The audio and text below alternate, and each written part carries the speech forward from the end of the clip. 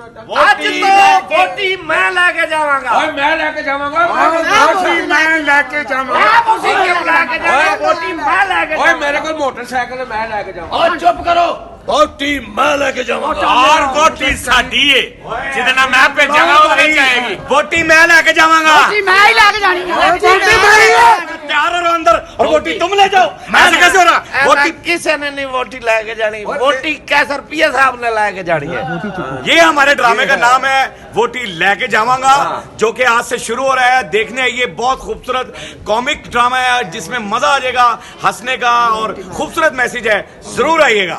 वोटी मैं लेके लेके जानी है। वोटी लेके जानी है। आजो आजो आओ आओ आजो आजो वोटी मैं लेके ਓਏ जाऊंगा। ਉਸਤਾਦ ਜੀ ਮੈਂ ਲੈ ਜਾਣੀ ਹੈ आजो वोटी।